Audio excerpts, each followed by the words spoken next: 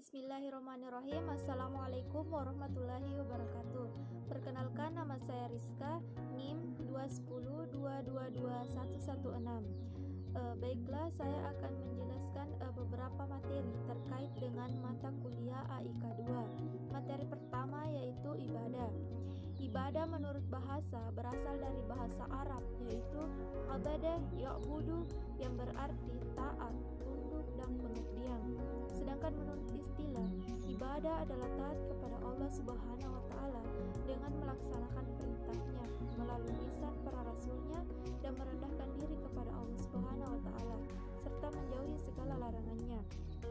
Kemudian yang kedua, macam-macam ibadah secara garis besar terbagi atas dua, yaitu yang pertama ibadah mahda atau khusus. Ibadah mahda adalah wujud penghambaan murni dan hubungan antara hamba dengan Allah Subhanahu wa Ta'ala secara langsung.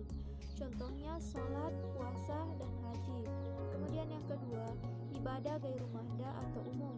Ibadah gairu mahda adalah segala perbuatan yang mendatangkan kebaikan dan dilakukan dengan niat ikhlas karena Allah Subhanahu wa Ta'ala. Contohnya silaturahmi, menjenguk orang sakit, sedekah, mencari ilmu, bekerja, dan membangun masjid. Kemudian, macam-macam ibadah dari segi bentuk dan sifatnya. Ucapan dan perbuatan zahir dan batin, yaitu terbagi atas tiga.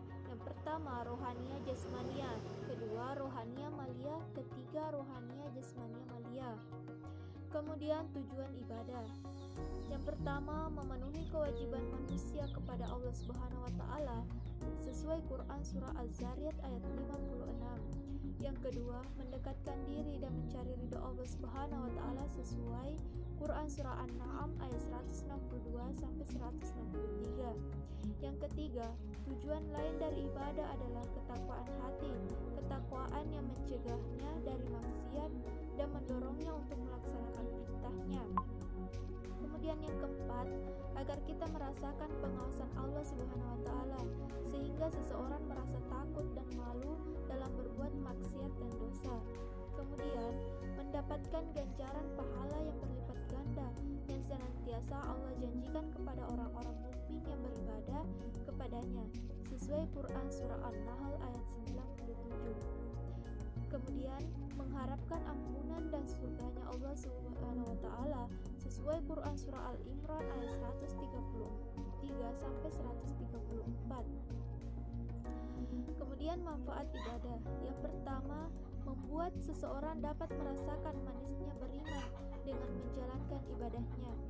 Bagaimana seseorang bisa merasakan manisnya beribadah atau beriman bila tidak mau mencicipi beribadah? Kemudian yang kedua, menyebabkan kedekatan hati kepada kebenaran. Hati yang bersih dan peka akan lebih mudah menerima kebenaran dan menentang kebatilan.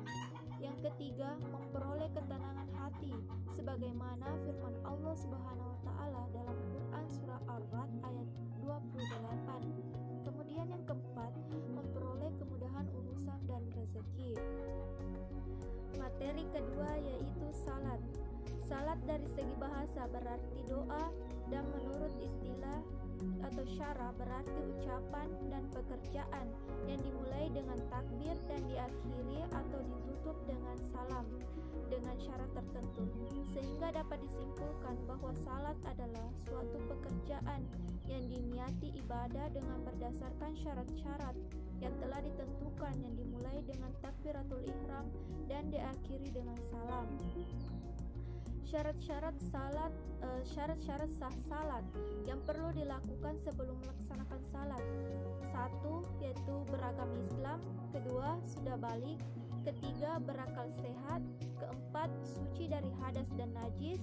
Kelima, menghadap kiblat. Keenam, mengetahui masuknya waktu salat. Ketujuh, mengerti syarat, rukun, dan sunnah salat. Kemudian rukun salat. 1. Berdiri bagi yang mampu. Kedua, niat. Ketiga, takbiratul ihram. Keempat, membaca surah Al-Fatihah pada tiap rakaat. Kelima, ruku dan tumak-nina. Keenam, iktidal setelah ruku. 7. Sujud 2 kali dengan tukmanina. Kedelapan, duduk antara 2 sujud dengan tukmanina. Kesembilan, duduk tasyahud akhir. Ke-10 membaca tasyahud akhir. Ke-11 membaca sholawat Nabi pada tasyahud akhir. 12 membaca salam yang pertama. Ke-13 tertib melakukan rukun secara berurutan. Kemudian hal-hal yang membatalkan sholat dalam keadaan hadas kecil dan hadas besar. Kemudian sebagian aurat terbuka saat sholat. Ketiga, mengkonsumsi makanan dan minuman saat sholat. Keempat, terdapat najis pada badan maupun pakaian. Kelima, mengurangi rukun sholat. Kemudian hukum melaksanakan salat adalah fardu ain, yakni wajib dilaksanakan oleh setiap muslim atau muslimah yang telah menginjak usia dewasa. Kemudian dampak meninggalkan sholat 5 waktu. Yang pertama, menyebabkan terjadinya kesesatan. Kedua, dihukumi sebagai orang-orang yang celaka. Ketiga, masuk ke dalam neraka. Dalil Al-Quran yang mewajibkan sholat yaitu Quran Surah Al-Ankabut ayat 45, yang artinya, kerjakanlah sholat. Sesungguhnya sholat itu mencegah perbuatan yang keji dan yang mungkar. Tata cara tayamum. Yang pertama, mengucapkan basmalah disertai dengan niat karena Allah Subhanahu wa taala. Kedua, meletakkan kedua telapak tangan pada debu. Ketiga, meniup debu pada kedua telapak tangan. Keempat, mengusap wajah. Kelima, mengusap punggung telapak tangan. Kemudian tata cara berwudu. Membaca basmalah, membasuh telapak tangan 3 kali. Kedua, berkumur, mengusap air dan menyemburkannya 3 kali. Ketiga, membasuh seluruh muka 3 kali. Keempat, mencuci kedua tangan beserta kedua siku dengan menggosoknya 3 kali dan mendahulukan tangan kanan. Kelima, mengusap kepala dengan menjalankan tangan dari ujung kepala hingga tekuk. Setelah itu, mengusap kedua telinga. Keenam, membasuh kaki serta kedua mata kaki dengan menggosoknya sebanyak 3 kali dengan mendahulukan kaki kanan. Ketujuh, membaca doa setelah wudhu. Kemudian tata cara mandi wajib. Pertama, mulailah dengan membasuh kedua tangan dengan niat yang ikhlas karena Allah Subhanahu wa taala, lalu cucilah kemaluan. Ketiga, lalu berwudulah sebagaimana berwudu untuk sholat. Keempat, ambillah air dan masukkanlah jari-jari tangan pada pangkal rambut dan disertai dengan wangi-wangian sampai merata. Kelima, mulai dengan menyiram air pada bagian sisi kanan kepala 3 kali dan sisi kiri demikian pula. Setelah itu siramlah seluruh tubuh dan digosok. Kemudian yang keenam, basuhlah kedua kaki dengan mendahulukan yang kanan atas yang kiri dan tidak boleh berlebih-lebihan dalam menggunakan air. Materi ketiga yaitu puasa. Puasa secara bahasa berasal dari bahasa Arab yaitu asyam, asyaum yang berarti menahan diri dari sesuatu. Sedangkan menurut istilah adalah menahan diri dari makan, minum, hubungan seksual dan segala yang membatalkan, mulai dari terbit fajar hingga terbenam matahari dengan niat karena Allah Subhanahu wa taala. Hukum melaksanakan puasa di bulan Ramadan adalah wajib. Kemudian, tujuan dilaksanakannya puasa. 1. Bersyukur kepada Allah Subhanahu wa taala. Kedua, agar umat muslim selalu berada dalam kebenaran atau terbimbing. Quran Surah Al-Baqarah ayat 186. Ketiga, agar dosa-dosa diampuni. Keempat, mendapat pahala surga dan jauh dari siksa neraka. Kemudian manfaat puasa bagi fisik. 1. Membantu menurunkan berat badan. Kedua, meningkatkan kemampuan metabolisme tubuh. Ketiga, meningkatkan kinerja otak. Keempat, meningkatkan kekebalan tubuh. Kelima, memperbaiki pola makan. Kemudian manfaat puasa ditinjau dari spiritual agama. 1. Makin bertakwa kepada Allah Subhanahu wa taala. Kedua, memperkuat hubungan dengan Allah Subhanahu wa taala. Ketiga, menahan hawa nafsu. Keempat, melatih kesabaran. Kelima, membangun karakter dan perilaku yang lebih baik. Dalil kewajiban puasa Ramadan disebut dalam surah Al-Baqarah ayat 183 yang berbunyi, Ya ayyuhallazina amanu kutiba alaikumusiyam kama kutiba alal ladzina min qablikum la'allakum tattaqun. Artinya, wahai orang-orang yang beriman, diwajibkan kepadamu berpuasa sebagaimana telah diwajibkan kepada umat sebelumnya agar kamu bertakwa. Jenis-jenis puasa: puasa Ramadan, puasa nazar, puasa denda atau kafarat, puasa Syawal, puasa Arafah, puasa Tarwiyah, puasa Senin dan Kamis, puasa Daud, puasa Asyura, puasa Asyamul Bid, puasa Sya'ban. Materi keempat yaitu haji. Dari segi bahasa, haji berarti menyengaja.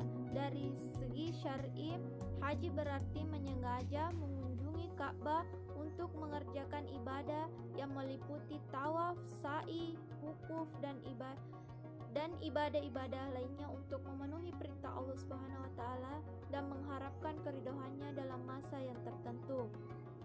Adapun syarat wajib haji, yang pertama Islam, balik atau dewasa, berakal sehat, merdeka bukan budak, istihqaq atau mampu.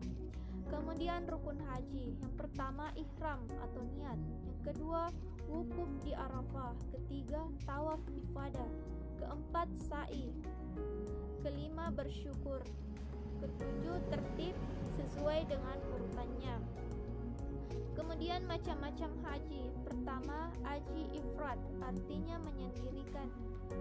Kedua, haji qiran, artinya berteman atau bersamaan. Ketiga, haji tamattu, merupakan haji yang paling sering dilakukan jamaah. Kemudian, hal-hal yang membatalkan haji. Yang pertama, bersenggama atau berhubungan intim. Kedua, meninggalkan salah satu rukun haji. Kemudian hal-hal yang diharamkan ketika haji. Yang pertama, memburu binatang, bahkan meskipun hanya seekor burung. Kedua, memotong pepohonan dan durinya kecuali sangat dibutuhkan dan dalam keadaan darurat. Ketiga, membawa senjata. Keempat, memungut barang temuan di tanah haram Makkah bagi orang yang menunaikan. Materi kelima yaitu ibadah amaliyah. Ibadah amaliyah adalah investasi amal yang tidak akan berhenti pahalanya walaupun dia sudah meninggal dunia, yang dikenal dengan amal jariah. Macam-macam ibadah amaliyah yaitu zakat. Zakat adalah harta tertentu yang wajib dikeluarkan oleh orang yang beragama Islam dan diberikan kepada golongan yang berhak menerimanya. Zakat terbagi dua, yaitu zakat fitrah dan zakat mal. Zakat fitrah adalah zakat yang wajib diberikan oleh umat Islam setiap setahun sekali, yaitu pada saat Idul Fitri yang berupa makanan pokok sehari-hari. Kemudian zakat mal adalah sejumlah uang yang wajib dibayarkan atas kepemilikan harta kekayaan dan telah memenuhi syarat wajib zakat.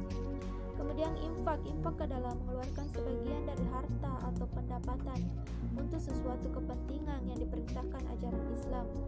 Kemudian sedekah adalah pemberian seseorang muslim kepada orang yang lain secara sukarela dan ikhlas tanpa dibatasi oleh waktu dan jumlah tertentu. Kemudian fidyah adalah menempatkan sesuatu pada tempat lain sebagai tembusan atau pengganti baik berupa makanan atau lainnya. Kemudian kifarat adalah denda yang harus dibayar karena melanggar larangan Allah Subhanahu wa taala atau melanggar janji yang sudah diucap. Udhiyah adalah menyembelih binatang tertentu pada hari raya kurban, Idul Adha atau hari tasyrik, misalnya 11, 12 dan 13 Zulhijjah, dengan niat kurban atau mendekatkan diri kepada Allah Subhanahu wa taala. Kemudian akikah adalah binatang yaitu kambing atau domba yang disembelih dalam rangka menyambut anak yang baru dilahirkan. Kemudian hadyu adalah binatang yang disembelih di tanah haram Mekah dalam rangka ibadah haji atau umrah. 9. Dam adalah menyembelih binatang tertentu sebagai sanksi terhadap pelanggaran atau karena meninggalkan sesuatu yang diperintahkan dalam rangka pelaksanaan ibadah haji dan umrah. Sekian materi yang dapat saya paparkan, lebih dan kurangnya mohon dimaafkan. Saya akhiri dengan ucapan billahi fisabil haq fastabiqul khairat. Wassalamualaikum warahmatullahi wabarakatuh.